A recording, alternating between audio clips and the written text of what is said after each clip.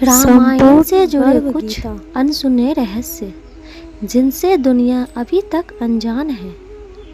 हिंदू धर्म में रामायण का एक विशेष स्थान है क्योंकि इसमें व्यक्ति के कर्म और जीवन के बारे में पूरा विवरण किया गया है। भगवान राम और माता सीता के जन्म तथा उन दोनों की जीवन यात्रा का भी वर्णन इसमें है।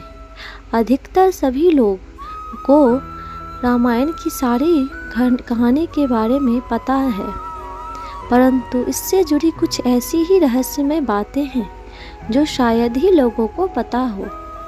तो आइए जानते हैं। पहला, श्री राम की एक बहन भी थी।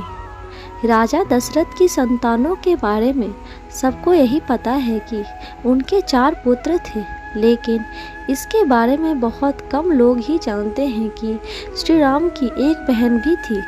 उनकी बहन सभी भाइयों से बड़ी थी तथा उसका नाम शांता था।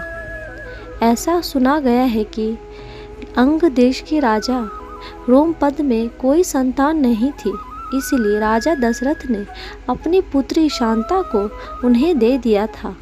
राजा रोमपद और उनकी पत्नी रानी वर्षिणी दोनों ने ही शांता का पालन पोषण बहुत अच्छे से किया था।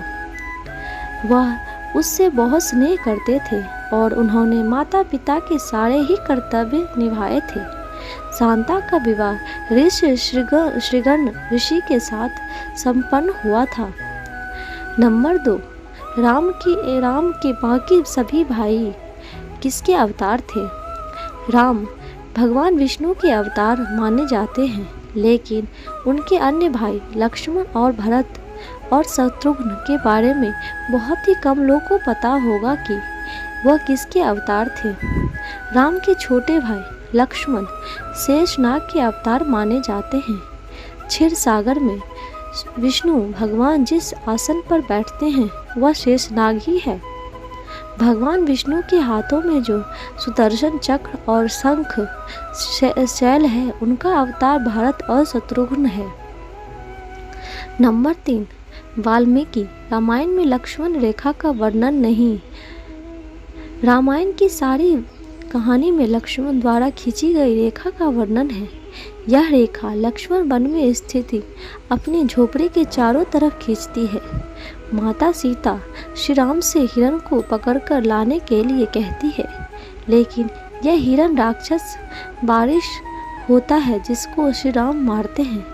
मारते समय वह राक्षस भगवान राम की आवाज़ में लक्ष्मण और सीता को रोते ही आवाज़ में पुकारता है। यह सुनकर माता सीता परेशान हो जाती है और लक्ष्मण से अपने भाई राम की मदद करने के लिए कहती है।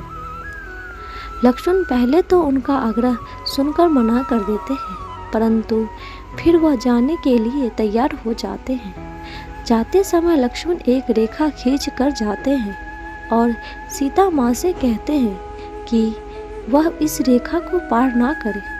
जानकारी के लिए बता दें कि लक्ष्मण द्वारा खींची गई रेखा का वर्णन ना तो वाल्मीकि रामायण में है और ना ही रामचरितमानस में है, परंतु रामचरितमानस में रावण की पत्नी ने इस बात का उल्लेख किया है।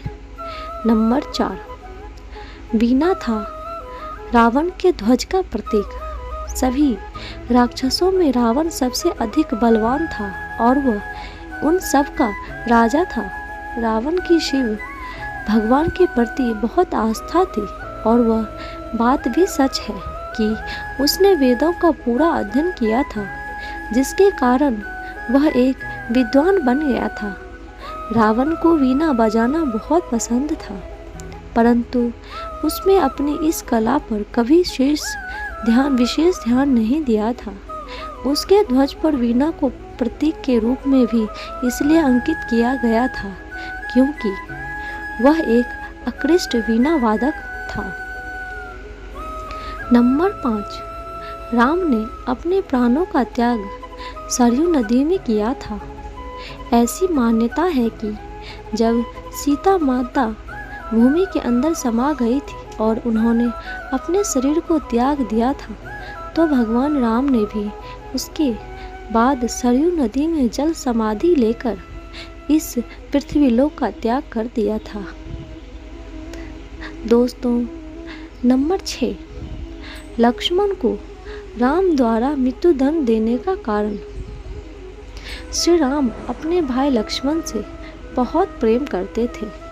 वह उन्हें बहुत प्रिय था, लेकिन फिर भी राम ने अपने भाई को मृत्युदंड दिया था।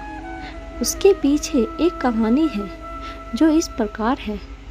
यह बात उस समय की है जब श्री राम 14 वर्ष बाद अयोध्या लौटे थे और कहा कि राजा बन गए थे। उनके पास एक दिन यम देवता अपनी किसी बहुत महत्वपूर्ण विषय पर चर्चा करने के लिए आए थे। बात शुरू करने से पहले यम देवता ने राम को वचन लिया कि हमारे बीच होने वाली बातों के दौरान कोई भी यहाँ पर नहीं आएगा। अगर इस समय कोई भी यहाँ पर आएगा तो आपको उसे मृत्यु दंड देना होगा। भगवान राम ने देवता को इस बात का वचन दे दिया था। उन्होंने फिर लक्ष्मण से कहा कि वार्तालाप के दौरान कोई भी व्यक्ति अंदर नहीं आए। अगर कोई अंदर आएगा तो वह उसे मृत्यु दंड दे देंगे। नंबर 7, लक्ष्मण को राम द्वारा मृत्यु दंड देने का कारण। लक्ष्मण द्वारपाल बन गए, लेकिन उसी समय वहां पर ऋषि द्वारवासा आते हैं और वह राम को मिलने के लिए कहते हैं। लक्ष्मण के मना करने पर वह क्रोधित हो जाते हैं और सारी अयोध्या को श्राप देने के लिए कहते हैं। उनकी बात सुनकर लक्ष्मण ने स्वयं का बलिदान देने का सोच लिया था कि सभी अयोध्या वासियों का बचा सके। को कैसे बचा सके? उन्होंने भीतर जाके ऋषि द्वारवासा के आगमन की सूचना राम को दे दी।